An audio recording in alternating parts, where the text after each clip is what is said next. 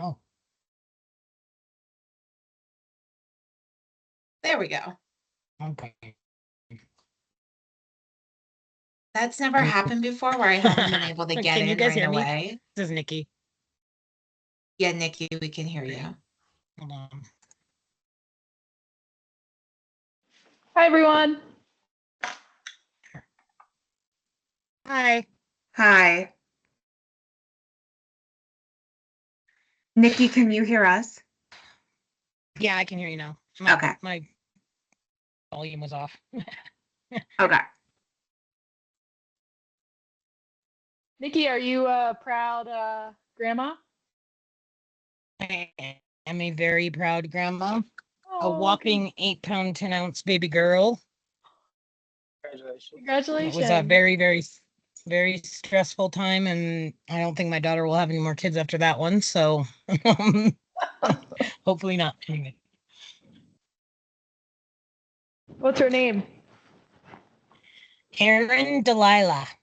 Oh, super cute. Yeah. So she was, when I left last week or last meeting, we thought she was going to have the baby right away. And then they decided to hold off. And so I spent a week and a half with my older grandkids babysitting, and it was super fun.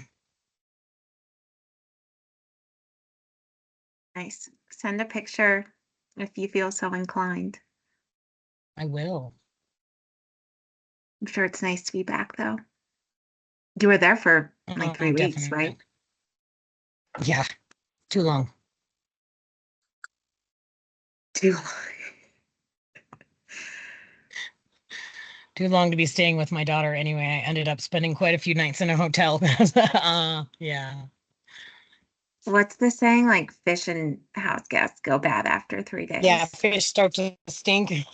Yeah, Something even like if that. it's family. Yeah. Yeah. Cool.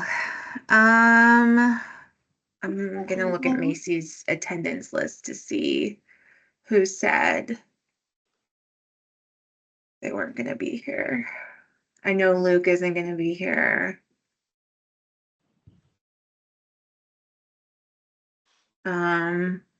CT, no. I don't know about Caroline. And Lindsay should be here, but we have enough to get started.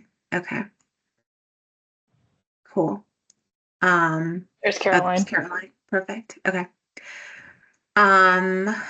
We will get started then. Thanks for being flexible, everyone. I think there were only a few of us who could attend in person, so I forget what the quorum is, but Macy said we didn't have a quorum. And frankly, after the hybrid debacle last week, it's kind of last month, I was like kind of scared to do that again.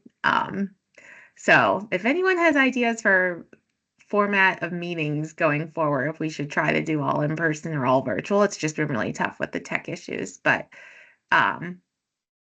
let me know. But I'll call us to order and do attendance. And I think the only one who's not town staff or a board member is Mike on the line, but I don't see a second screen. Okay, I'll go around my screen. Kat. Yes, hi. Casey. Present. Sam. Here. Caroline. Here. Lindsay. Absent. CT. Absent. And Luke. Absent. Am I missing anyone? I should have said hi, John, as well. Nice to see you. Hello.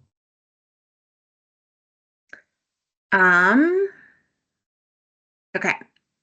And welcome, Mike, if you're joining. We'll do minutes. Does anyone have any revisions or motion to approve on the minutes from February that Casey so kindly circulated? Motion to approve the February minutes knowing there's a lot of back and forth that was captured in there about the special district stuff. So if I missed anything or misconstrued anything, let me know. Or speak now or forever hold your peace. You did a good job. It's a lot to get down. Second motion to approve. Thank you. Kat? What do I say? Aye, yes. Sorry, Yes. a little distracted today. No, you're fine. Thumbs up. Casey, Yes. Sam, Yes. Caroline, Yes. and Alex, yes. Okay. Public comment on non-agenda items. I did see one Peter forwarded. Oh, sorry, Lindsay just texted me. Has Lindsay asked to be admitted to the meeting? She can't get in.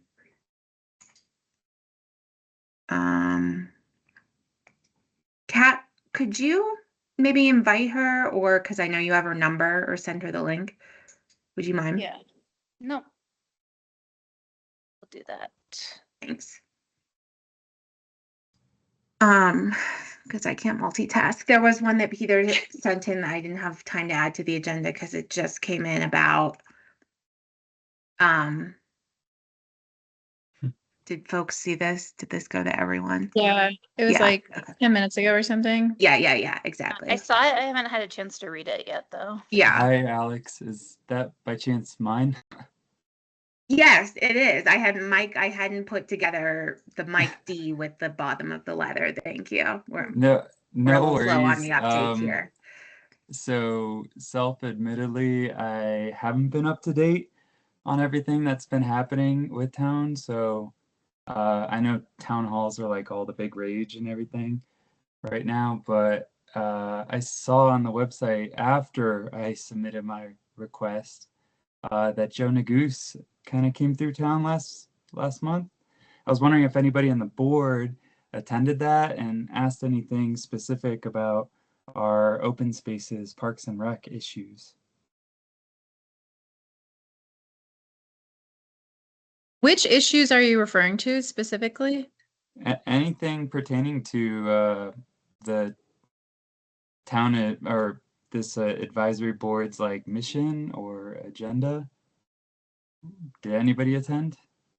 I was out of town. I don't know if I know John was there, in his I had obviously signed up to go, official and- capacity. Sam, did you attend?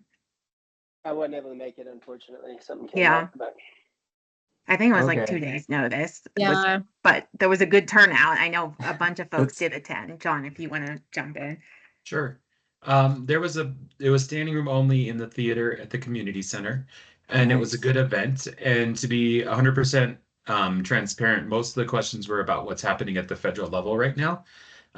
There were folks in the process of getting laid off from the National Park Service as the meeting was going on, and so that was a question that came up relevant to the park spaces near Nederland.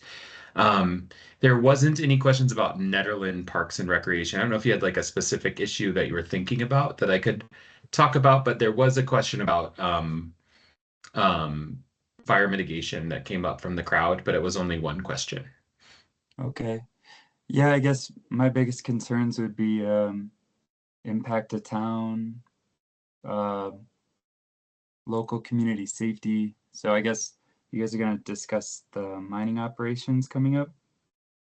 Is that think what your might be- questions are pertaining to about, or I think it's more broader picture, like understanding what town's feelings are towards all these issues, and just kind of maintaining the focus of Parks Rec, open spaces as well. So, which especially since our congressman, he's part of natural resources committee at the federal level.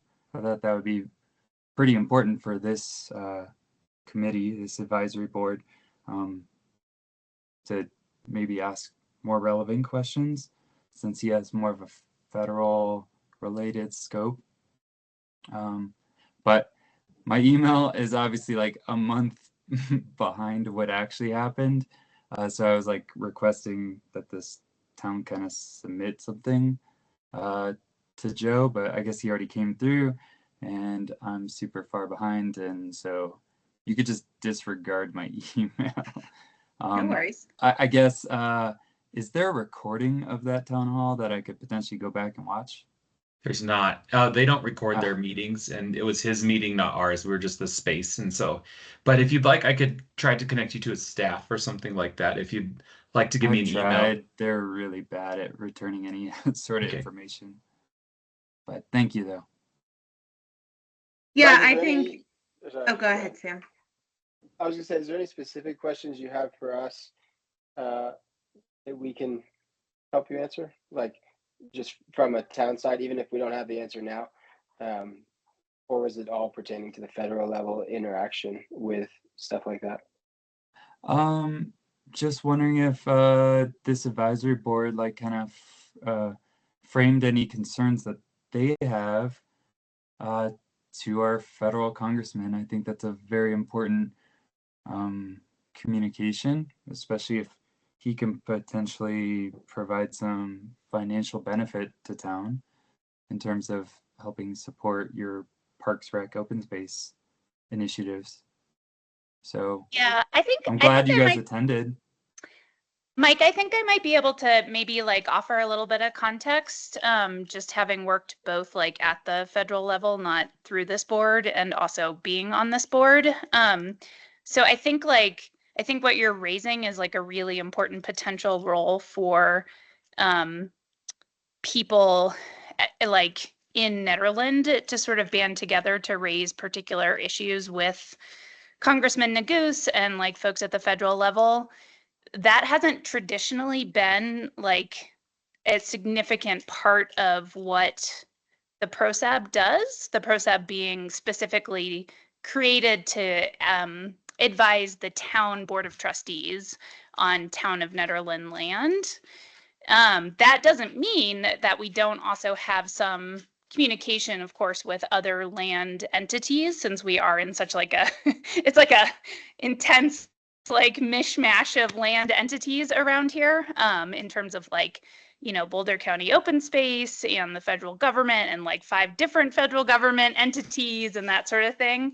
And so I do think like, that's not to say that there's never been any sort of role like that in the past. I think that in terms of the board of trustees more so, but a little bit PROSAB, there has been communication related to like the egress, because there was funding specifically related to that. And then there's also been communication sort of in the past when like problems have arisen in terms of like user mess at like various open spaces and such. But even that's like more the federal land side of things. So I guess my whole point is like, I think I get what you're saying is like you think, I think you're raising that you feel that like either PROSAB or like maybe the board of trustees or something should be sort of organizing people in the town to communicate on their behalf to our federal elected officials. And I think that that is like a completely like reasonable thing for like a citizen in the town to raise. It just like, it's not necessarily like what this board generally does, I guess. I'm not saying that that couldn't be like a good thing, but I think if there's like a particular like thing that you're interested in having, I think for us, it's hard to know what we can do or how we can be helpful on just the general issue of like open space and like everything that's happening in the world. And so if there's like a particular thing that like you're like really fired up about that we could be like I don't like that we could hear about or even like connect you to someone about or something like that, like just the more specific the better it would be, I think. Just it's hard for us to know what we could be helpful on with like sort of the very general thing, if that makes sense. So I don't know if that was helpful, but just like a little bit on like how the board historically is more of the local issues, local entity, And again, not 100%. Like there's definitely been things where like we've supported the BOT and the town admin on, you know, grant proposals and such, but that's kind of sort of like more the historic role. Okay. Yeah, I'm just curious about this board's mission and objectives for this year and probably the next 5 years at least, and determining if you need federal help or anything like that, or if it's all just going to be just maintained locally and only local resources are needed. But I was just wondering if Mike, have you had a chance to read the mission statement of the PROSAB board online? it's been a long time, but if you know it, please share it with me. I'll pop a link in here for you so you can have a look. Yeah, at your it's and convenience. our current goals are on there as well, which might be helpful. And like those are, you know, those are our goals now, but like it's always great when members of the public have ideas on what our goals should be too. So if you're like, I think something's missing, that is 100% what we should listen to. Yeah, we want your input. Okay. Yeah, self-admittedly, I haven't been up to date on everything, so I'd love a refresher course. So whatever you can share, I'll go back and read it. Cool. I'll email it to you. I think the chat is turned off here. Yeah, I think it's disabled, but if yeah, I'll send you an email with it. thanks, Sam. And Thank you, thanks, Mike. Sam. Thank you. Thanks, Mike, for coming to the meeting, and you're always welcome. We do have a lot of time for for public comment at the beginning of our meetings every month.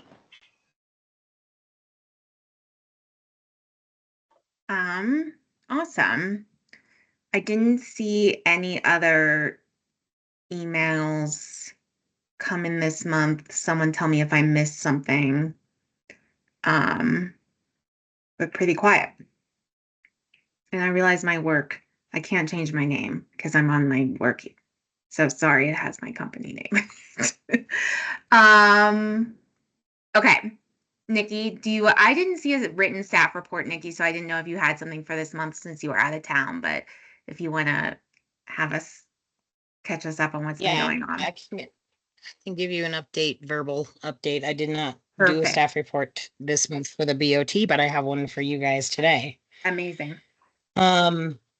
So the rink obviously closed early due to the warm temperatures and the ice melted out on us. So hopefully this year, big goals will be to get some kind of a shade cover or chiller system, whatever it is that we need to do to try and keep that rink open, because that is our greatest source of revenue right now. So we've shifted gears to facility maintenance and summer prep. We've been doing a lot of the visitor center bathrooms were completely revamped, new caulk and paint, and the doors were broken at the visitor center. So unfortunately, those very expensive doors that were given to us with a COVID grant will have to wait to be replaced, but we've got them at least in a position where they can be opened without the wind blowing them open all the time. We did a lot of we're doing floodlight replacement at Chapita Park and at Town Hall. Outdoor outlets are being replaced in a lot of places. We had just regular household type outlets, not even GFCIs, and they were outside. We also boarded up the Bryant House. The Bryant House had windows that were broken out, and where the boards were intact, they were falling off the building, and so we replaced those boards with new boards, and or the windows that weren't boarded, we boarded those up. The cemetery had a really large tree that blew down in the cemetery and somehow miraculously just barely missed my favorite headstone, Alvaretta Ray. And it barely missed a lot of the headstones. So it was like I can't believe it was a huge tree, and I cannot believe it missed all of the headstones, but it did.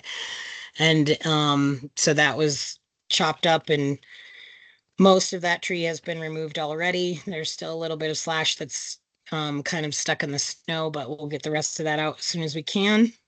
We're also doing the tools and equipment maintenance of the gator and all of our steel equipment, trying to get everything kind of prepped for summer.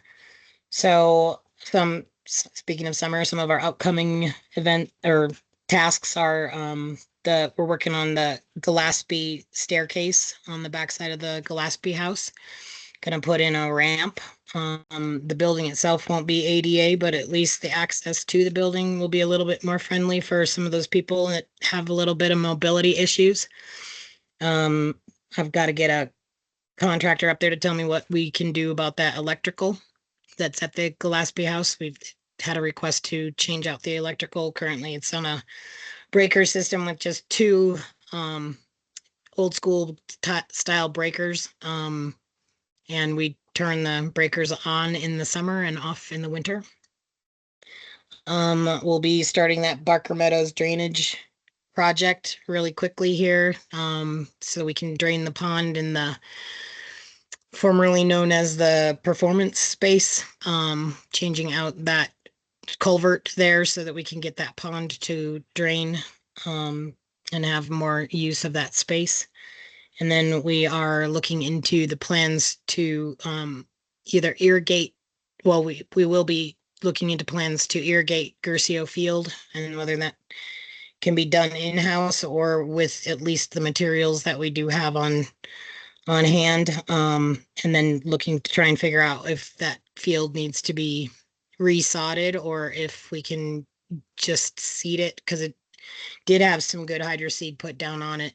Whether or not that will stay with us, I'm not sure. So, or we'll just continue to use the Chipeta, the same grass seed mix that we use at Chipeta Park, which is a Nederland native. It's called Nederland native mix. And that is pretty much it in a nutshell. Any questions? Thanks, Nikki. On rank, I guess 2 questions is how was the revenue? Was it in line with what you were budgeting for this rink season? Well, we were really on target and actually above our target for a while, but having to close 2 weeks early didn't help us. So, and then that we closed 2 weeks early, but the third, there was a third week that we had to close most days. So, I don't think that our budget line is going to look as good as I'd hoped. So we'll try and revamp that with doing some roller disco and other events there this summer. Nice. And then on the rink, you mentioned like a coolant system or something. Like, where do you feel? Do you like? And I know John has talked about potential grants as well, but like, is this summer a realistic timeline to do something at the rink? And like, what support do you need from the board? Like, So cooling, yeah, go ahead. a cooling system would go under the ice. So Right. we'd install it before we started making ice. And it's just something that is like piped together and run off of a generator. So theoretically, we would definitely have time to do that. And then the shade system, the most recent one that I saw and liked was one that Denver has. That's a series of cables that run across the top above the ice, and then they're kind of shades that run vertical, not horizontal. They run vertical and kind of shade off the. And I think that both of those options are something that could be done in-house fairly quickly and easily between tennis and rink season. I can't even visualize that. That sounds interesting. Is that something that, so it's, you wouldn't need external funding for either of those options? We might, especially if we keep talking about how many different things that we want to do. I mean, Parks only has a certain amount of parks maintenance budget, so we're gonna have to prioritize which ones we think would be the most efficient and which ones will work best, and which ones will bring us the most long-term success. And then, maybe that we can do one this year and one next year kind of thing, or however that will look. Following up on that real quick, is there just, you're probably thinking about this already, but are any of those just like we hire a contractor as part of the budget is it more efficient for your time and easier kind of thing? I don't expect you to have the answer for that. There's definitely some things that the irrigation at Gercio Field would have to be a contractor. We don't have the skill set nor the time nor the staff to do a huge project like that. And then of course, if the BOT or powers that be above me decide that we need to sod that field, that'll have to be an external company as well. The shade structure, it's a pretty big rink. It's pretty big. So I don't even have the slightest idea how much time or cost of material that would be for that shade structure. The cooling system, we don't have to cool the entire ice. We only have to cool that northeast kind of section. If we can get the trouble spots cooled down, then the other spots will hold. But right now the problem is once they start to melt, they create problems for the rest of the rink. So as far as the cooling system goes, I know we can do that one in-house, but the other two we'll dig into a little bit further as time goes by. I have a question. Have we ever thought about looking into like creating a 501(c)(3) that's like Friends of Nederland Parks to fundraise for like different projects? We have a budget line for parks donations, but no one has ever suggested that somebody create a group Because I was thinking like to make that happen. Because there's like Friends. Well, so if it's a 501(c), then it's like a taxable donation or regular write-off. So I think people would be more inclined to give. But then also, I was just thinking of, because like, Charlie's Place, the like dog shelter in Idaho Springs, they have like Friends of the and then that's a 501(c). So I know that there's like some different like government entities that do have like related. I think that's an awesome idea. I have no idea how that would work with the town of Nederland, but I think it's a great idea. Okay, maybe that's something we can look into or like talk about, John. Yeah, I could talk to Rita this week. And I thought, I'm no tax expert, but I thought charitable donations to local government was already tax deductible under a different tax code. You don't need 501(c)(3). Oh, is But it? I mean, I am not a tax expert. I know It's a that we complicated- have that's a- our yeah. donation line. Yeah. Our donation line happen. for parks is like, right, our donation line is like $5,000, and it is. So if people wanted to donate $5,000 to the Parks Department, that'd be awesome. And then that is something that we can do a tax write-off type thing for. I know that. It can definitely But happen. I don't know We how a just need to- 501. We just need to set it up, but it's possible. Both ways that you guys mentioned. Yeah.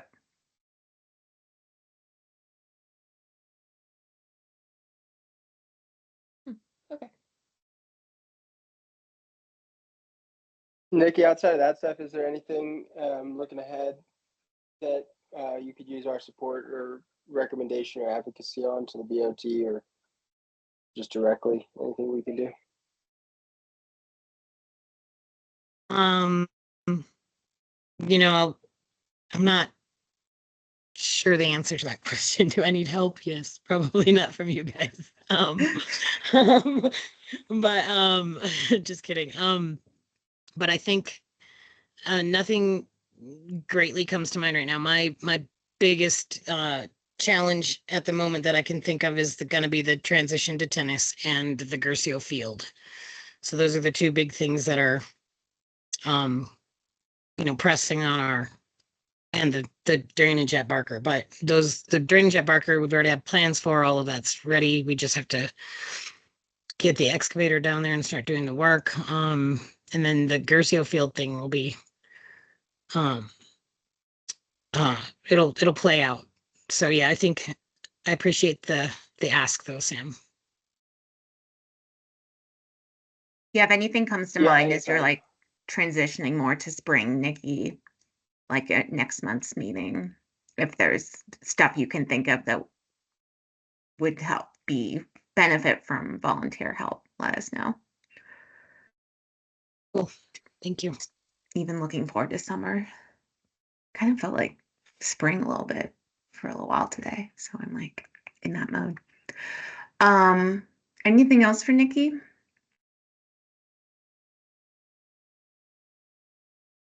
Hey. John, did you have your hand raised on something? Oh, Yeah, I just wanted to flag something for your future consideration, and Nikki can talk about this more than me. The boards at the rink are not in very good shape, and they probably can be fixed, but they can't be moved as frequently as we are without taking some kind of measure. And I think that there may be time for a conversation, and this would need to involve the tennis folks too. Like it needs to be a full-on community conversation about this, I think, and make sure that we're addressing both sides of the hockey tennis use there. But I'm wondering if it wouldn't be better to start thinking about like how we make sure that those boards don't be destroyed beyond repair, because once they're gone, I mean, that's like $100,000 worth of equipment that would be hard to replace. Minimum. And so I just want to, I'm not saying there's a right or a wrong answer, and both tennis and hockey are very important. And I'm not trying to pick a side there. I just think it might be a time to think about how can we manage this proactively to make sure that we can have the recreation we need and we don't lose that asset. And it could be as simple as maybe we could see if the fiberglass guy could come up and start working on the boards or something like that. But I just want to flag that for you guys. Yeah, I Yeah, appreciate so that. I I mean, will talk the about that. solution we've thought of for a while is not having tennis be played on that, but is there another solution? Yes, Like there there is. is. Go ahead, Yes. Nikki. Yes, there is. And that is to turn the tennis court east-west. I mean, it's a sacrifice. I get that. But if we could have one court that's east-west, and one pickleball court until we can, figure something else out, that seems like it's fair to everyone. It does involve drilling 2 new holes for the posts for the net, which that could be a little tricky because that concrete has got tension under it. So we don't want to hit any of those wires. So doing that drilling, that would be something I would contract out for, but I think it would be a minimal cost because it's just drilling a couple holes. But I definitely am not willing to give up tennis because I know it's important to at least 2 members of this board and also many members of the community. And so it's not something that I'm trying to fight against in any way, shape, or form. The other option is to, so you would lose, if you want to keep your north-south configuration, then you would lose your, what do you call that? The back 20 where you can like run beyond your square or your rectangle. I don't know what you call that back spot, but I guess it's important to have 20 feet of space behind your white line so that you can run backwards to get the ball. And so you would give up a lot of that space. So that would be something that I would look forward to hearing from not only the members that on this board that play tennis, but also the former tennis board members who would, be able to contribute to that conversation and what they would like to see done up there. Carolyn? Oh, I was just curious. I was just Googling this actually. If there's any way that you can install a net without drilling holes in the floor, like could you have like heavily weighted posts or something? I'm not sure if Yep. that exists. They have to but- be pretty heavily weighted, but I've seen them where they are pretty heavy. Those tennis nets are no joke. So they'd have to be pretty heavily weighted. We could probably even do it by like, kind of stabilizing them using the hockey boards. So like, not zip tying them to the boards or anything, but there's got to be some kind of a rope system that we could use to, at least on the one side, where those boards on the south side of the rink are stable.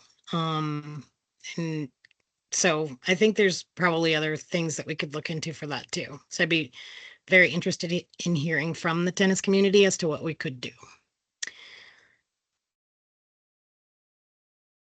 Sam? Yeah, quick question just for those who are tennis players. I've played tennis, but I'm not a tennis player. Does losing that space in the back, if you change that configuration, even going that route, suck for playing tennis? Yes. Okay, then it seems like it's just a bad option then. Yeah, agree. I would rather have one court with sufficient behind the line space versus two courts with insufficient. Yeah. Caroline, you disagree? No, definitely agree. Yeah, definitely agree. Yeah. So is your goal not good to to know. move them this spring, Nikki, and like to basically reorient the court then? My goal is, yeah, I mean, that would be ultimately, that would be the best thing to do for the budget of the Parks Department.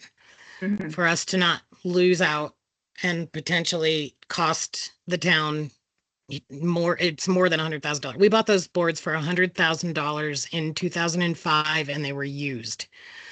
So who knows what they would cost today. Right. But yeah, so in order to, keep everybody playing and happy and to keep both sports involved in that space, that I think needs to happen. Yeah. And I think it's better to have don't like play an hockey. I operational like court. yeah, I know I'm not a biased person. I like to skate. I've played tennis. I'm not a tennis player like Sam, but I want both sports for our community, and that is the best option. Unless we get some grant to move the tennis courts. Does anybody want to train at a high altitude tennis center? There's not much advantage to the high altitude, unfortunately, like there is for running. The ball's just really light.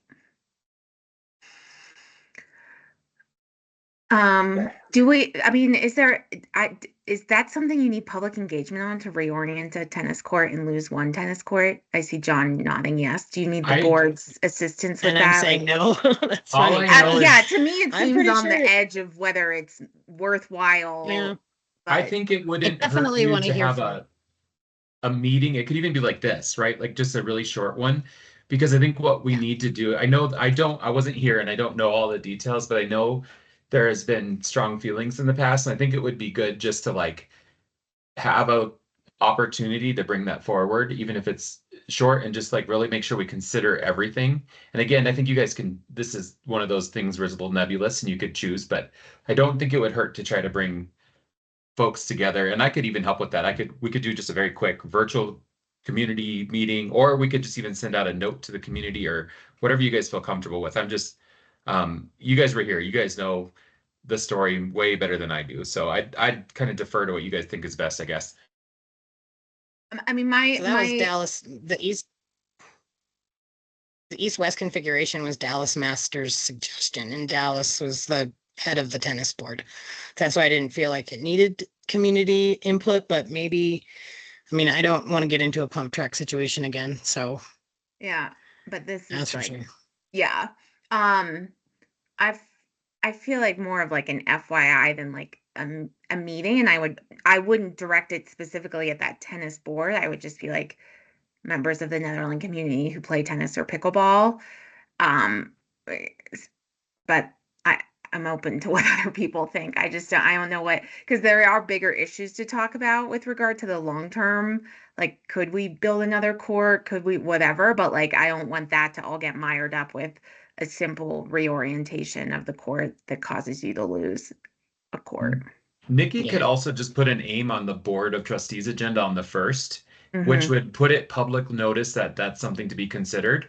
And then Nikki could say the boards are needing to be repaired or whatever.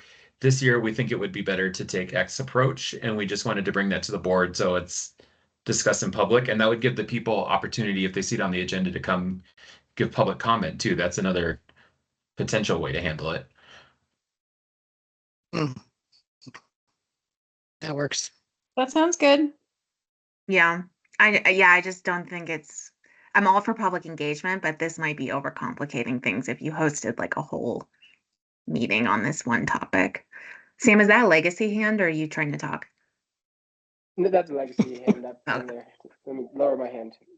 No, you're fine. I just wanted to make sure I wasn't overlooking you. I think that the aim is the way to go. And maybe if town is able to like say heads up, we're doing something different with our tennis courts on like the social or whatever. Like sometimes you post about rink opening or closing. So wherever you do that, just like an FYI, so people don't show up expecting 2 courts and there's only one, or there's now a dedicated pickleball Mhm. court, whereas before there wasn't a dedicated pickleball court. So just like, I think the aim and that is sufficient in my view. Yeah, yeah, it won't affect pickleball. Pickleball really only uses one court anyway, and it won't affect that court. We can move that tennis court. The tennis court has enough room to play and still have one pickleball court. Right, but it'll be dedicated pickleball court where it like isn't dual use anymore. Yeah. Right? Yeah. So I Yeah, mean that's with relevant. their kind same of. lines. Yeah. Yeah. Casey?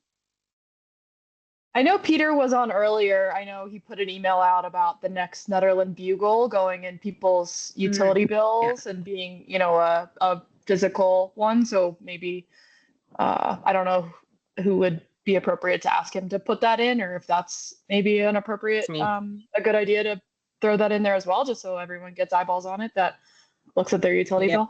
bill. Yeah. And you can even say like That's me, thank you. anticipated opening in May or whatever it's going to be, Nikki, you know. That's a good idea. Thank you. I like that.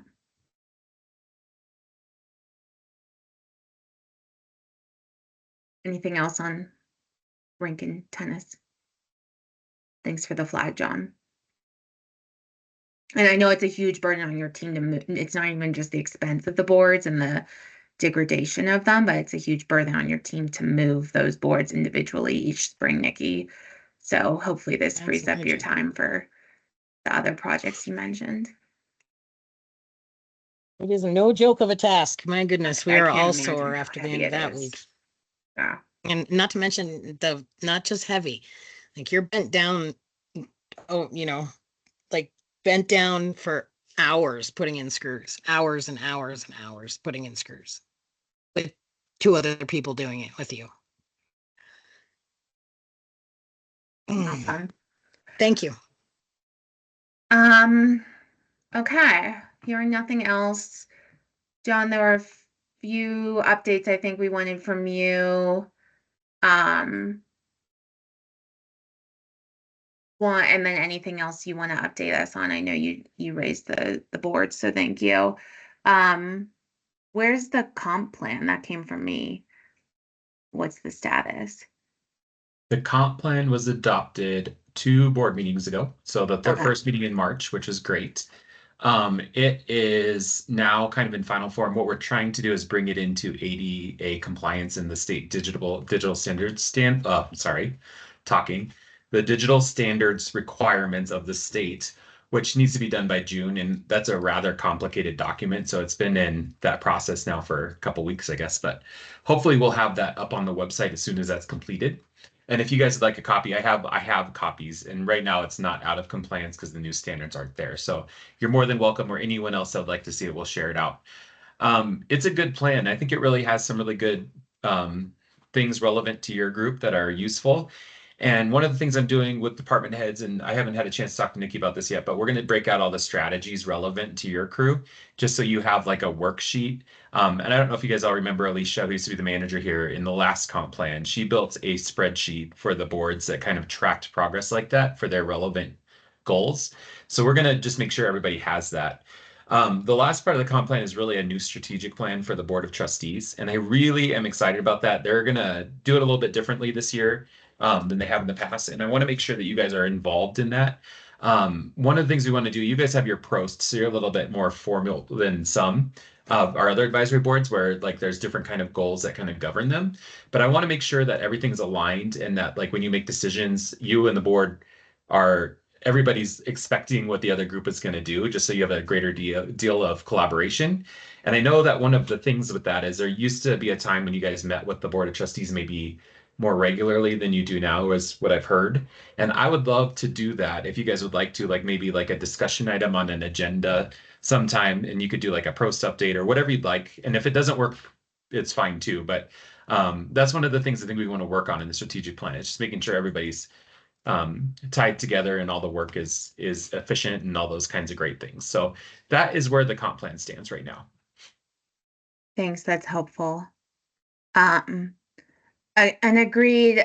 I don't know if I was here when we had, like, I don't know if we've ever had like regular meetings or anything per se. We've had like board get-togethers, but one thing that, and Kat, maybe you remember this a little bit more because you were chair then, but Miranda used to send like upcoming topics or agenda items that the board would be considering in the next month or so to us. And then if we like, we could chat about it and have it on the agenda for our PROSAB meeting and ask any questions and see if there's was any role for us. Sorry, Kat, you were going to say something. Oh, no, you're good. Yeah, no, yeah, we were doing that for a while. If people thought that was helpful, we could definitely see if John would be amenable to doing that again. I think that, yeah, I think it's a good call to think about how to sort of coordinate more. I do feel a little bit distant from like knowing what they're up to. And I think you mentioning that, Alex, makes me realize why I think we stopped doing that. So yeah, I think that would be super cool. And or if Luke might be willing to like give us a quick update, Right. you know, from his perspective as the liaison or something like that. I think that's all great ideas. Yeah, and we've kind of done the Luke update thing like informally on and off. Obviously, he's not here today, but yeah. Did folks find that helpful? Like, or do folks have other ideas for how to stay aligned or aware of what the Board of Trustees is up to? I think that is helpful. I've been watching the recordings from the meetings just Yeah. to stay up to date. But honestly, like for everybody to do that is, I mean, it's a way to do it. But yeah, as far as what's important, I kind of think it's a good opportunity for Luke to just pop it over in a bullet point list of like, here's what's happening, here's what I think is relevant. And I think that simple aspect of communication really keeps us all feeling that level of connected to what's going on. And also it gives us the opportunity to think ahead and say, oh, do we need to make an advisory move anywhere coming up? I agree with Sam. Yeah, so I could make like a Luke standing agenda item. I think it's not just like what they've been up to in the past month since our last meeting, but like horizon scanning and what's coming up. So we can, you know, because with only meeting once a month, I feel like we're sometimes like, you know, one step behind catching up, understandably. So, yeah, that's where you kind of miss just by watching the recordings. You don't necessarily know what's being thought of ahead of time that Luke totally, yeah. Well, it's fun to just sign Luke up for something when he's not here. Just I'll reach out. It's the best way to get signed up, right? You didn't show up, so get signed up. And the horizon scanning is that's more what Miranda had been doing. Yes. So that was more like, and maybe not to voluntold you, also John, but it might be a combined effort, maybe a little bit. Like Luke could kind of give us a heads up on what's been happening, and then I know that agenda. Well, I learned when Miranda was like sharing those that it seems like agenda items are kind of in the hopper for a little while sometimes, and so there's, you know, 2 or 3 meetings ahead worths of ideas. And like, you know, that doesn't include everything. We might miss something sometimes, but like, you know, we might know, oh, like the BOT is going to talk about this mine thing, you know, at least like a little bit before they do. So at least, you know, it is hard for us to do anything in sort of a meeting setting sometimes on that timeline, but like we could, you know, it's not perfect, but I think it could be pretty cool. I apologize. I didn't know that she did that for the advisory boards, but I do send out a meeting email. So what is this something that could, so let me just make sure if this would help, and then if not, I can build a different thing. But on the Monday before the next meeting, so this Monday I would do this. I usually send out to staff and everybody like what's on the agenda for the next meeting because it's not out publicly yet. And then I usually am saying like for instance to Nikki, I might say, are you ready for this or do you want to push it? Just to make sure that we've got stuff kind of where it needs to be for review and all of those things. And then I also send out one for what I know that is coming. And like some of them, like you said, they're not always the most developed at certain times, but I can give you an idea of what that looks like. And I can kind of formulate it so that it would be like for instance, in our second meeting in April, the Youth Advisory Board is going to be coming to talk to the Board of Trustees. But there's stuff like that that I certainly know. So I would be more than happy to share something like that with you guys. And it'd probably come like if every other week works for you, I can just stick it in my normal workflow there, or I can send it at a specific time if that's better for you guys. Yeah, I think that would be super duper cool. And it sounds like it's in your workflow. So that is even more exciting. And like, it's not, no apologies necessary. Like that was something we had asked Miranda to do and we totally didn't communicate that. So, I love that idea. Any feedback I can get on that stuff is going to make it stronger. So I appreciate you guys being willing to do that. Yeah. Awesome. I can find an example, like it sounds like it's already something you do, John, but I'm happy to forward you an example of what she would send us just so you know. Like I don't want you to do extra work, but I know Thank you. That would be awesome. Yeah. Happy to do that. Oh, and then you mentioned goals for the Board of Trustees are in the comp plan, right? Yeah, there's about, I want to say there's like 146. It's kind of an interesting framework. They really try to thread the balance between saying you shall do this and we should investigate thing, like to try to make actionable stuff. So the way it's structured is there's like things that need to be researched and understood better, and then things that we need to accomplish in the short, mid, and long-term goal structure. And I could probably, if we want to do it, I could probably do a presentation for you on the whole thing, or at least the parts relevant to you, however you want to do that at your next meeting, and I'd be happy to put that together. And what we were thinking is we want to have this like tracking spreadsheet so that it's accountable. Like, so we have all the goals kind of like what they're going to be. Some are not going to be achievable because they're like very, in 10 years, we'd like to be this when we grow up kind of things, but some are. And so I think like what we're trying to do is build a system where like everybody knows kind of like where the community was, like for instance, a community pool. Like, is that how we're going to work for that? And so like just some kind of system to track the goal and then measure the progress along the timeline so that we know kind of what's happening and all that kind of thing. And I don't think it really has to change your work too much, but then just like what's there. And I think what I'd like to do, that's kind of what I've been thinking, is I'd break it out by board or body kind of. It'd be really helpful. Yeah, I know you said you were already planning to do this, but just to see, obviously seeing all of the goals would be helpful, but seeing the ones specifically that are going to flow down to Nikki's team would be helpful. Because I know there was the short-term goals from like 18 months ago that I think everyone's still working under, and it sounds like these goals will displace those goals eventually. So yeah. Is that something in April you could do a quick presentation on? No worries. I'll have that ready in April. Okay, cool. Anything else on comp plan, anyone? You guys figure out how to build a pool in the comp plan yet?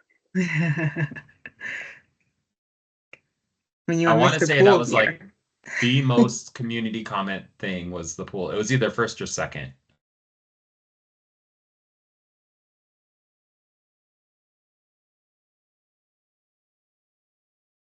Makes sense. I was in the lazy river with Ari in Aspen last weekend, and it was pretty awesome.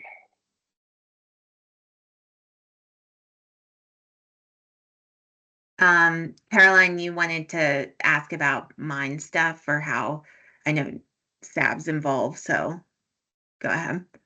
Yeah, I was just curious, Jonathan, I know SAB has been more heavily involved in the mine expansion, but I've been curious about how it might affect parks and open space as well. And so I was curious if you have any updates on that you could share. Sure. So I'll give you my general overview, and if you have really specific questions, please ask me, because this is a very complex issue. The cross mine is what's called a designated mining operation, and that's because of the risk of its type of operation based on what the DREAMS, which is the Division of Mining Reclamation and Safety, what they know about the minerals they're mining and that kind of thing. And so to reopen, they've been closed, I want to say since 2019, I think it's the close date that it was previously. To reopen, there's an application process required that goes through DREAMS, and it's very expensive, and they have a lot of documentation to submit. In the portal, which is publicly available on the DREAMS website, there's thousands of pages of things that they're required to share to kind of like prove that it could be a safe mining operation. The team that owns the mine has been looking to reopen it for some time now, but they just recently had what was deemed a completed application by DREAMS late last year. And so when that, or I guess early this year, they submitted it last year, and then that determination was in January, I believe. To go ahead and move forward, they had to do a public notification process. That started in the Mountain Ear last month, and they have to run it for a certain period of time. And then there's 20 days from the last publication, which was 20 days before April 2nd, whatever that was. And that is the day when all public comments are due. Now, in that process, there's basically a criteria for a decision very similar to what our planning commission or our quasi-judicial bodies use for making decisions. And our quasi-judicial bodies are basically planning commission, the board of trustees at times, and the board of zoning variance. And what they do is they make decisions that basically adjudicate property rights. And so they have to use pre-established criteria to decide whether or not something can happen. And so we use that in town for things like our special review use permit or a planned unit development or something like that. And they use it for this mining application. In their application, there's several criteria, and it's things like environmental impact, public comments, there's safety, environment, there's like 7 criteria that they have to look at. They are a little bit qualitative because it's such a complex issue, like how mines work. And so the mine has to prove that they can operate safely under those criteria. So when it comes to looking at that, what we try to do is really be objective, because this is a quasi-judicial process. So it's really important not to say, we object that this mine exists. It's more important to say, we have concerns about the operation based on these factors, and we'd like more information about XYZ or something like that. And comments for these things can kind of go one of 2 ways. If you are directly impacted by something that may happen because of an operation, then you may have standing if a public hearing is to occur. Public hearings don't necessarily have to occur in this process. It's largely decided by DREAMS if and when that they find that parties have that status, like they have standing status to have a concern about the operation at the mine. There's also another comment thing, like you can just give a comment. So it's kind of like it's complicated how it works. Like you can just say, you could send a comment that says, I don't really like this, or you could say, this aggrieves me because it's going to impact me, basically. So our letter, we do have a couple of things that do impact the town of Nederland that should give us status.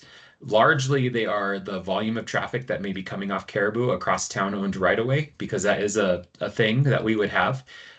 Previous numbers were around 70 trucks a day. Caribou Road is not designed for that level of traffic, which is not really our problem. Our problem is just how is this going to impact our infrastructure and our ability to take care of it? There may be a small PROSAB angle there because there is, it's right on Coon Creek there, and Nikki, I guess I don't know really, if it's probably more Josh over there that's taking care of that corner, but there's some potential impacts to town-owned property there. Another one is the environmental impact of the water. If something does get in the water, ours is not coming from Coon Creek, it comes from Middle Boulder Creek. However, that being said, we have 100 acre-feet of storage in Barker Reservoir. So if water gets into Barker Reservoir and there is some sort of spill, it could impact largely our water rights situation, but it's not great for Nederland. It's not great for a lot of reasons that could impact us. So that's another thing that may give us status. And then there's a couple other things like that. And then on questions, the application is not super detailed on a couple of points. The mining operation is expanding from 9 acres to 200 acres, and there's not a great deal of information about what that entails. So it's not necessarily a problem, it's just something I think people would like more information about. That mining type that they're using is called stoping, which is like what you would kind of traditionally think about when you think about hard rock mining. And the problem with that is that there could potentially be rock fracturing. And so the hydrology of what they're expecting is something that would be nice to understand, because water may move underground in unpredictable paths. And there's also, the mine that Boulder owns up there, there's the Boulder Tunnel, and water can move around. And so they're kind of thinking about having water treatment in one specific place.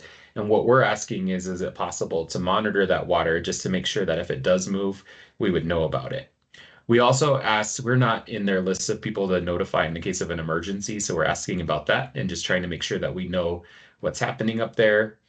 There is some studies that talk about greater dangers of mining in heavily fire impacted areas, like where there's a huge fire risk.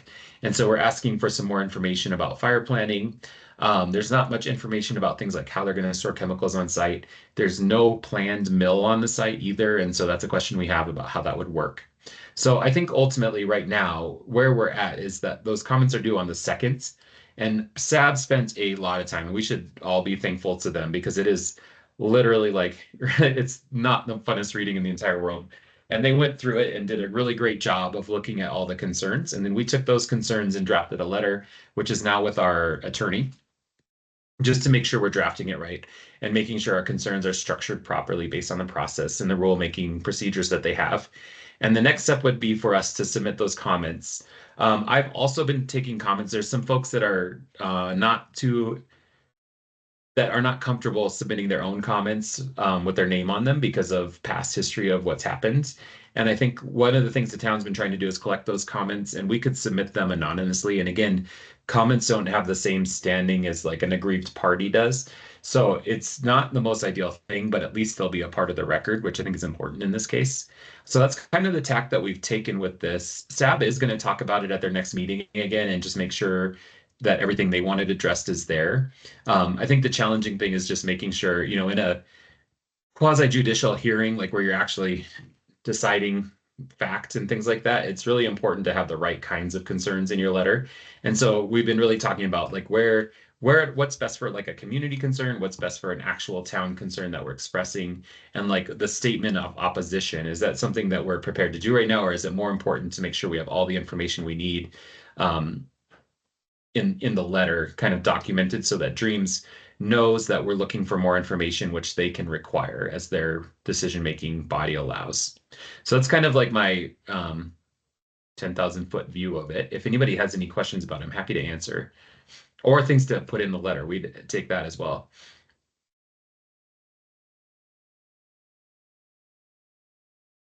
Sam? Sam, go one for quick it. question. Do you know, it's just a quick side note, is Dreams, what level, or like where, are they a government agency, or what's their? Yes, sir. They're a state agency. Okay, it's state level agency? Yeah. Okay, yeah, I was just curious. It is important to note this would go through Boulder County review too, a permitting process there. So they'd still have to go through a special review use with Boulder County and possibly the EPA as well.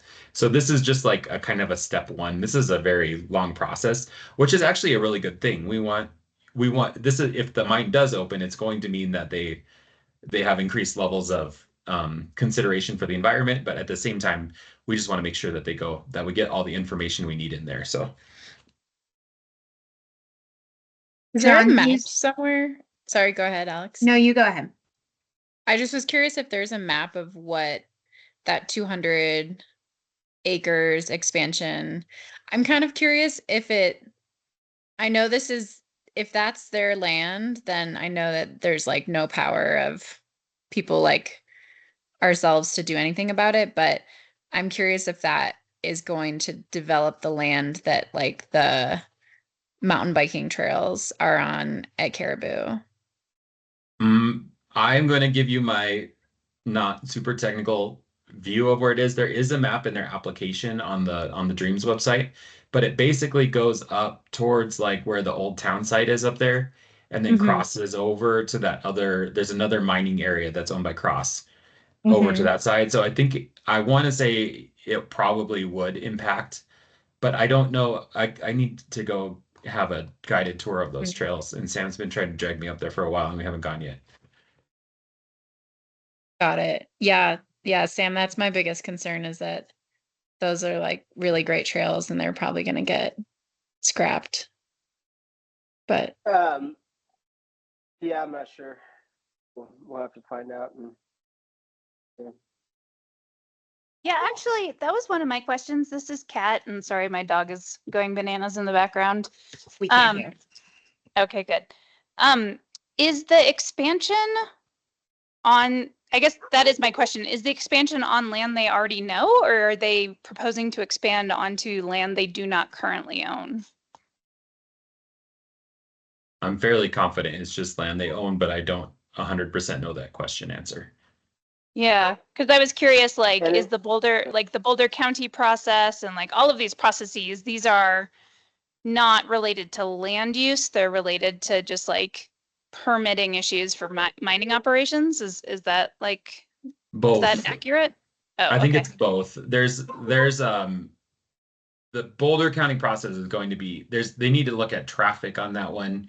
They need to look at Right. the use. So I think it's fair to say it's both. Okay. Gotcha.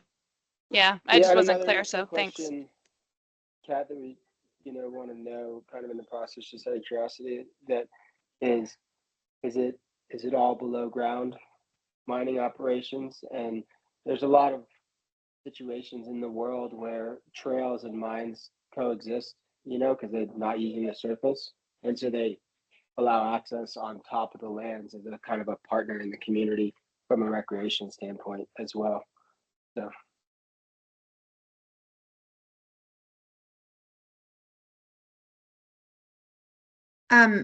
John, sorry if I missed this, but who is signing the letter? Billy, Mayor Okay. Billy. So it's just coming like on behalf of like separate boards or people are not Yeah, signing. this is a really complicated legal situation. And Mhm. I will be honest, the rulemaking is designed in a way that makes it difficult to interact in the process because to get party status is complicated. Um, so I think what's important is there's a lot of comments, but this is even the anonymous comments are difficult because there may be considerations for me, like saying my community is concerned, but they don't want to put their name on it because it's scary. I'm not that could be a fraught strategy right there. So Mhm. what we're trying to do is make sure those comments come forward, but then that the actual impacts, because that's how the hearing is determined on if a party you only have party status if you can measure an impact. And so we're really trying to be careful to make sure that we do that so that we get a seat at the hearing. And Right. then I think what we would like to do and what might be the best path is to have an expert kind of work with us to represent us in that process if and when it happens. Dreams has 105 days to review all of this data before they have to make a decision. And so that's kind of how we've structured this, but I've also been telling everyone like it's a good idea to submit concerns if you have them. And the staff report I wrote for the board, which is on Civics Web, has the criteria laid out in it as well as the process and everything. And I think um, that's what I think is important in any hearing like this is you stick to the criteria and you think about like what the impacts are in those spaces. And they're actually fairly qualitative. There's like historic impacts and art, which there are there, and impacts on animals, sound, noise, air quality. That it's a pretty robust process. So I think like if you all are interested in that, I can also send you guys a link to the portal where you can submit comments if you'd like, or you can talk to me offline if you want to do that as well. But more comments is better than less comments, I think. Right. Yeah, if That's you could helpful. send I that had to around, say, that would or be go ahead. really great. Okay. One other question is like, do we as an advisory board like really have any particular role here, even though it feels relevant as members of the community? Like, do we functionally have any role here other than like approaching them to partner with the town and putting more parks on top of whatever mining in the future? I think Caroline put it on the agenda because SAB was so heavily involved. But And I don't mean it should be on the agenda. I'm just curious, like, functionally, like whether we like it or not, do we actually have like a role functionally at all? yeah, it's a good question. I was just like, if boards are separately signing the letter, if there's an opportunity for PROSAB, but they're not. But yeah.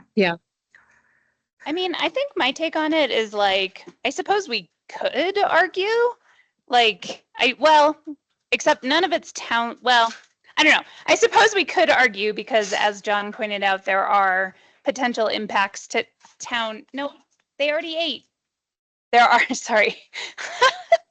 There are potential impacts to town land, although it's not really like parks and open space land, it sounds like. It's more like roads and stuff. But my guess is like we probably could figure out a way to argue that we have, something to say, but it doesn't seem like it's directly in our sort of wheelhouse. It's like it's definitely in SAB's wheelhouse. And like I think like I could see like supporting SAB's work, right? Like if we want to get involved in some way as opposed to like doing our own thing, because it doesn't seem like that's super useful. But I could definitely see like some avenue for us to support what SAB's doing if that's helpful and useful. Can I add to that real quick? Just a thought process here. Is yes to that, and the other piece of the puzzle here, like with our goals around trying to find places for recreation and parks opportunities, like let's say they get the permit and they're able to meet all the guidelines and quote unquote like do it whatever would be considered safely. Hopefully those guidelines are truly safe. Like, could we work with them on approaching them as partners in recreation for the town in some capacity? Like, just knowing that that is a thing that happens around the world where mines have recreation opportunities on top of their lands when they're using the underground for mining and not on the surface, and that could be kind of cool.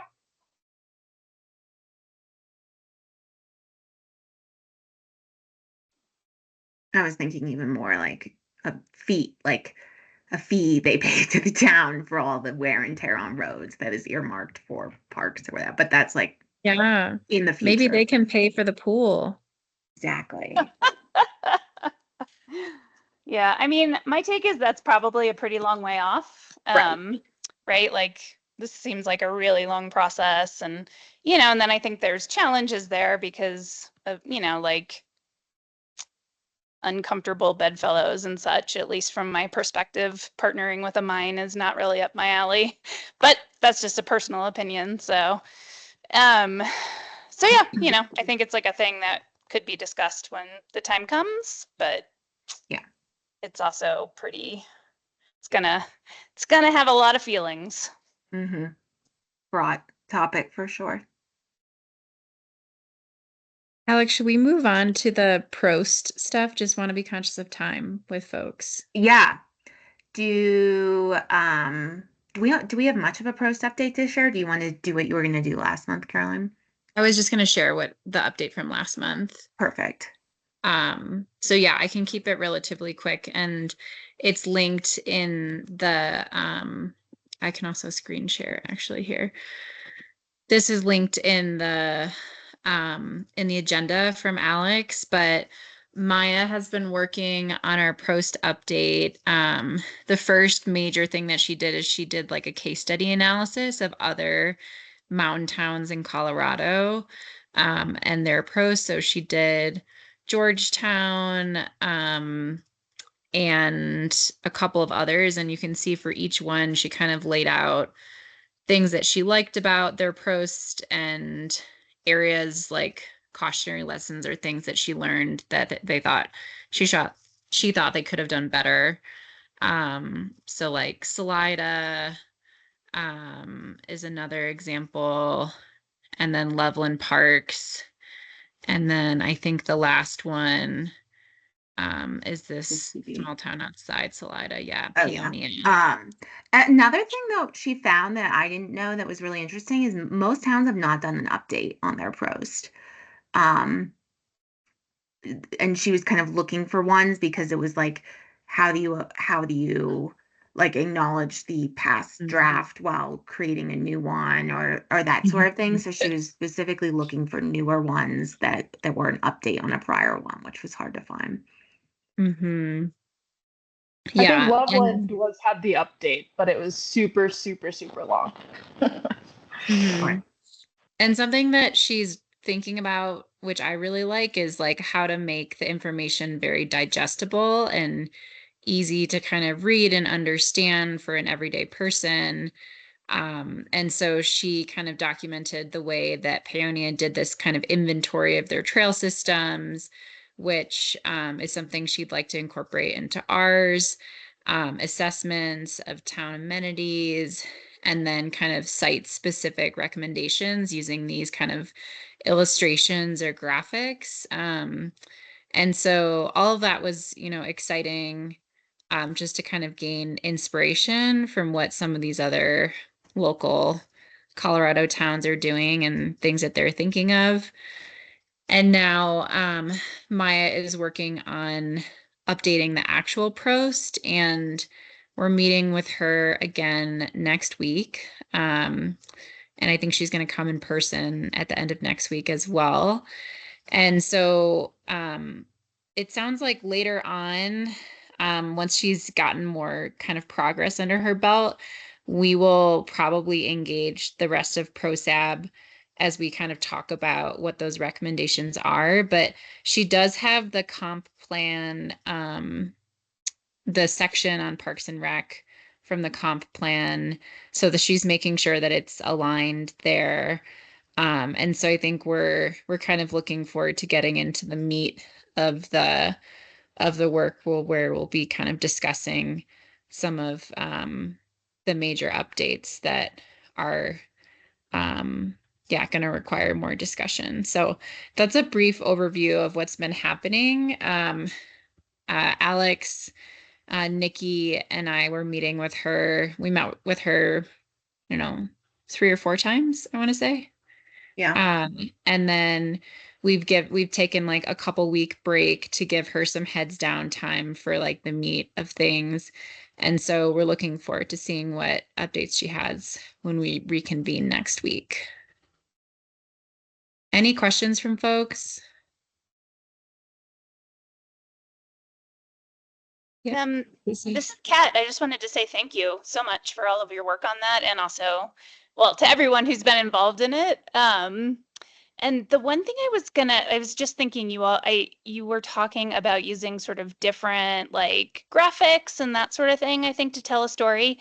And I'm like totally blanking on what it's called, but there's like, I know like the community wildfire plan used it, and there's also like the wildland restoration volunteers there's like an online system for storytelling.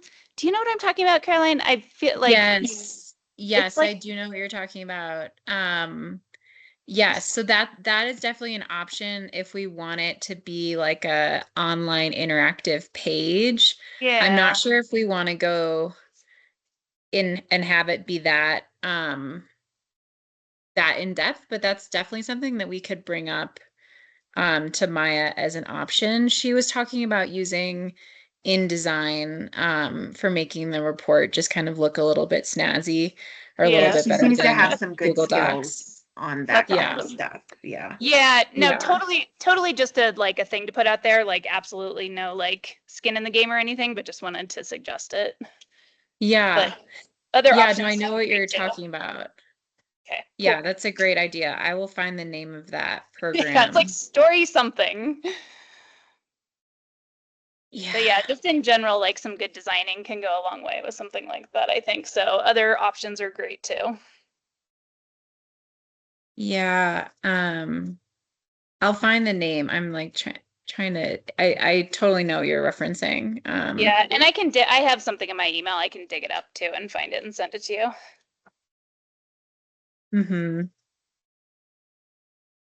Casey? Yeah, not a question, but also just kudos. I know Maya's not on, but I thought the case study that worked just as a way for her to start out this project is probably really, really effective. And looking at her and like analyze these other Prost's is I think going to be like a real set her up and hopefully us as a board for success on getting the Prost update done. I just out of the ones that I looked at, I thought that I'm just like a visual person. I thought the Salida one looked like I kind of looked the best, like in terms of its like presentation and like layout and like visualization of certain like demographic info. So to the extent I can influence how that looks, I just thought the Salida one kind of looked the best. And I think that's the only comments. And I guess the only other thing I just wanted to like flag is like, it's March. I know, I'm sure like the subcommittee on Prost is like aware of like the limited time I feel like that Maya has to like work on this, given that it's based on her spring semester. And so I know we'll only have like maybe 2 more board meetings that she'll be like, doing this work. And so just want to emphasize that that we, I think as a board need to, and not saying we're not going to, but just to say like we should make sure that we prioritize this for the next 2 meetings. So we make sure we get everything done while we still have her on our team and working on that. And I know that her end goal was to finalize it. So just making sure that everyone else on the board can do what we can to help make sure that we get to that end goal. Because I'm already stressed about it, even though I'm not doing it. You and me both. Yeah, I normally invite her to these meetings, and I simply an oversight because we haven't met the past couple weeks. But I'll pass on your kind words, Casey, and then ask her to bookmark the next 2 meetings if she can attend, and we would hope to have a more like fulsome update for the board regardless. For the April meeting, as Caroline mentioned, we'll be meeting again this coming week. So yeah. And Kat, the thing that you were talking about is it's ArcGIS story maps. Yes, that's the that web sounds platform. right. Yeah. That's fancy. Yeah. A lot of wildfire plans use that. It's a great resource. Awesome. Yeah. Any other comments or questions from folks? If not, Alex, I'll hand it back to you and we can start to wrap things up. Yeah. Thank you. Yeah. We will definitely be talking about Prost the next 2 meetings, and appreciate if there's a pre-read, everyone participating in that next month, as I hope there will be something for everyone to review next month. That's the end of the agenda. So barring John, yes, did I see a hand? Can I give 2 minutes of talk about volunteers, just because we were trying to coordinate that conversation? It was just a little tricky. All right, I'll talk fast, but hopefully not too fast. So as you know, we've been trying to figure out a way to do volunteers, and essentially what it breaks down to is we need to have a way to manage liability for the town. In 2025, that's a much harder job than it just gets harder every year, basically. And it's even things like pulling weeds, because what was told to me is, what if somebody pulls hemlock and then rubs it all over their body, and then that's bad? It could happen, unlikely, but that's like what people think about. So in tree land, it's a little more clear what the dangers are, like heavy equipment, supervision, chainsaws. Like it's not hard to like make a argument about why the liability could be scary there. I have been talking to Chief Schmidtman a lot about this issue, and also to the Clear Creek or the Coal Creek Cares community, which, if you remember, I don't know if you guys all know, but they had a really robust volunteer firewood program for a long time to help folks who needed firewood get it. And they worked with EFA and a bunch of groups like that to do that. And they've had similar problems. And it's also kind of like one of the reasons why Saws and Slaws has kind of fallen off a little bit, is because it's difficult to manage the volunteer piece. There is some ways that we could mitigate the danger of this. And it actually even goes to like the rink, like having people handle money at the rink if they're a volunteer, or driving the Zamboni. Like these are things that just, things that create problems, essentially. What we could do, and it would require some thinking, and so this is something that Nikki and I need to talk about, is Nikki could get what's called a VAMP. And what a VAMP is a volunteer policy that basically protects a volunteer like a member of the town would be. from liability, and it wouldn't cover every single possible thing. But what it would do is it would mean if we are able to closely supervise work, and that is the definition of closely supervise. I'm not 100% sure how tight that is, but I assume it would mean that staff is on site, they're operating like the chipper or whatever it would be, and then volunteers maybe could be working and in a space there that's relevant and kind of covered. I think that we could start doing the firewood mitigation, and we could also do like the noxious weed stuff and all those things, or anything you might want to have volunteers do.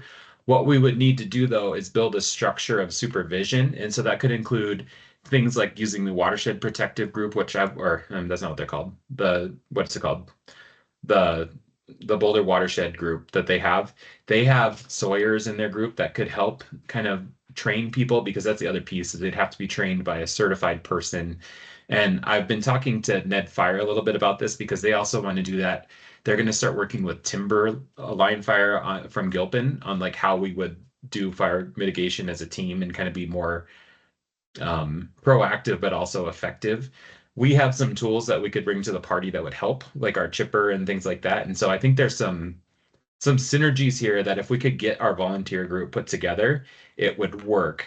But the challenge is this VAMP thing. And so we're going to have to set that process up. And so I wanted to know, if we did that, do you think that works for the volunteers kind of as they have been kind of put together to this point? And is that something that Nikki and I should spend some time trying to figure out? We already do it at the community center.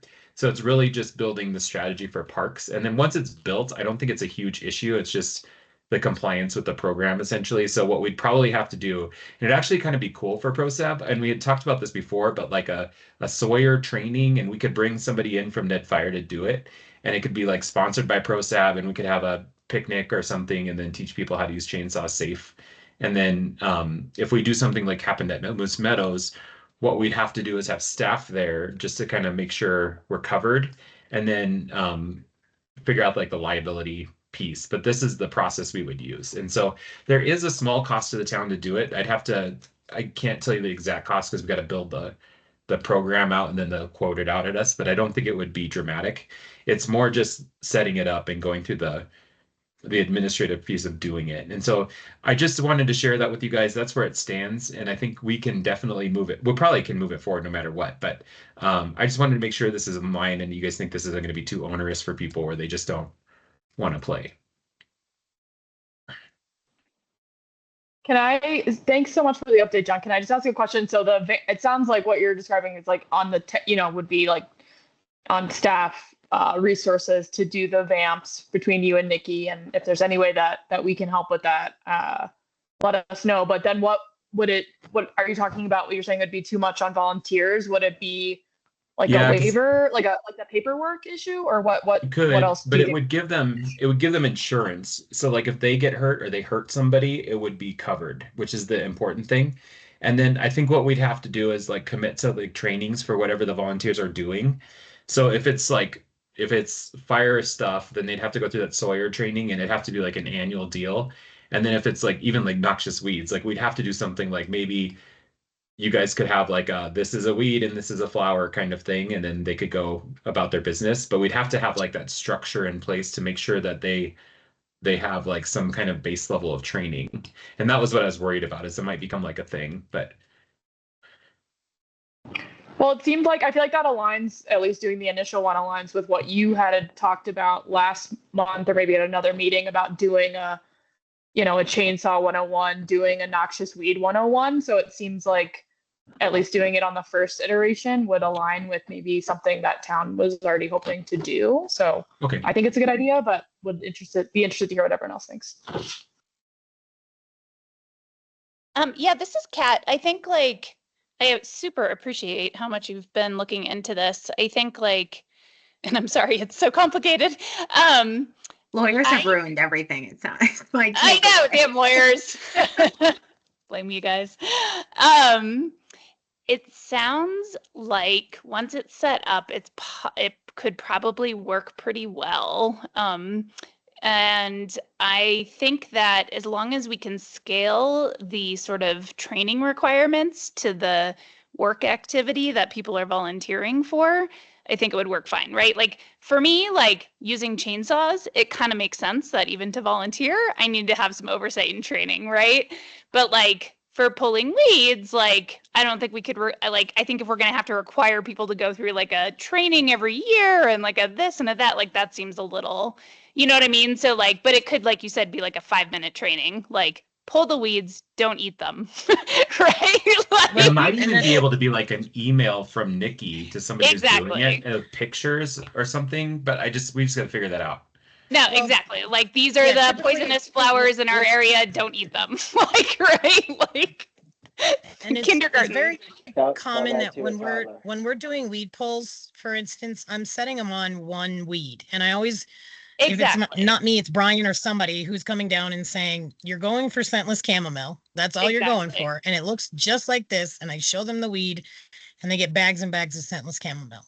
Yep. And that's all they're going for. And so typically in the past, it's always been that been a staff member coming in to maybe, if we're not there all day with you, or at least hanging out with you for a minute, and then coming back and picking up bags and making sure everybody's okay. And then so I think this will be easy to tackle, because there's like, you know, with the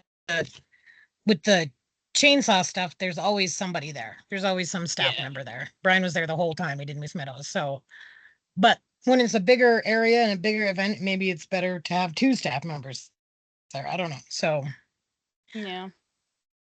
but we can work this out and leave it. John, out of curiosity, is this the same system that Boulder County Parks and Open Space uses? Or is it different? I think we have the same insurance, but I'm not positive. But it's through we have municipal insurance, and that's through what they want us to do through them. But I'm sure it's very similar. Yeah, just for what it's worth, I've done a couple of volunteer events with them, and I was like a little like, oh, really? I have to sign all this stuff? But I just had to do it once, you know, like it was pretty, and like everything they do has staff, but it didn't, just from the volunteer perspective, other than like a quick half second of, oh, I have to like sign up and make this login. But that was fine, and then I haven't really thought about it since then, just for what it's worth, like, so. I'll look at theirs a little more closely, because maybe there's other things we could steal or borrow. Yeah, I think OSMP either has the same one or a really similar one too. A good idea. And that's good, like anecdotal data, Kat, from your experience. My anecdata. Anecdata. Okay, so it sounds like it's worth, or at least like initially pursuing. Is my takeaway. Does that make sense? Yeah, I think I can. Hopefully, we'd be ready in April, but I think we're going to be close either way. So we'll have an update one way or the other. Cool. Thank you again for all. It shouldn't be that hard to like simply have people like try to pull some noxious weeds or something, but And all because we were talking about an email address. This is like the funniest part. Of the whole thing. right. It's like you go down a rabbit hole very quickly. Okay. Back to, I think that's it. Is there a motion to adjourn? Motion to adjourn. Second. Okay, we're Second. adjourned. Thanks, Thanks, everyone. Have a Thanks, good everybody. evening. Thank you. Bye. Have a good Everyone. night. Bye.